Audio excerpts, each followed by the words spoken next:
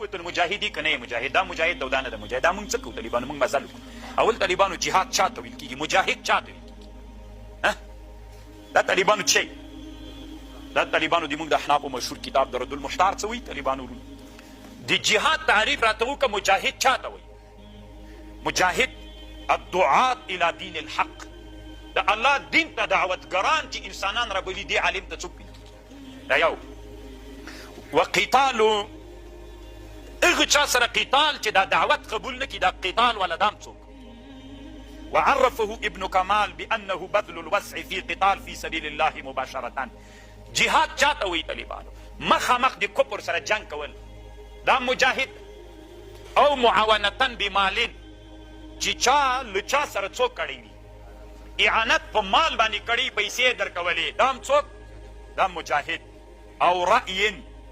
رأی دا معنی طالبانو مشورې درکولې داسې وکوي داسې وکوي داسې وکوي داسې وکوي عملیات داسې دام څوک ده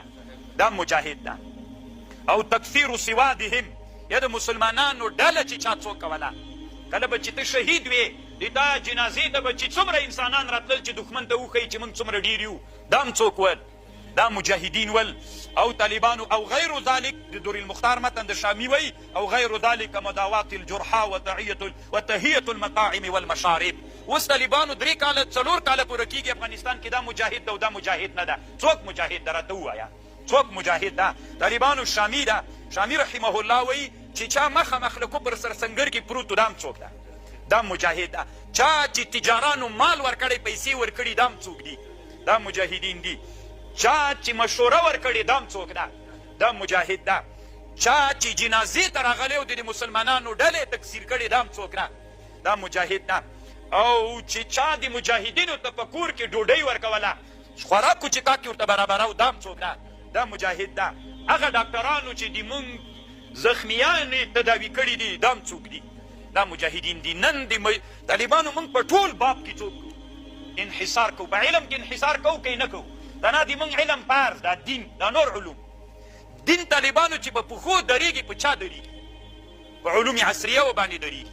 دین چې مترقي کېږي په چا مترقي کېږي په علوم عصریه و مترقي کېږي دین ښه زده که خو چې اقتصاد دې کمزوری وي غلام کېږي خو سوال به کوې سوالګر درنه جوړېږي دا اوس ماته ووایه انحصار په علم کې کوو انحصار جهاد اناغه چاته وایي د څوک یې کړي دا طالبانو شامي د رد المحتار د ښکاري درته که نه څوک مجاهد سو هر هغه افغانۍ چې تیر 20 کلن جهاد کې مجاهدینو ته اوبه ورکړي ډوډۍ ورکړې هغه ډاکټران چې مریضان یې تداوي کړي هغه انسانان چې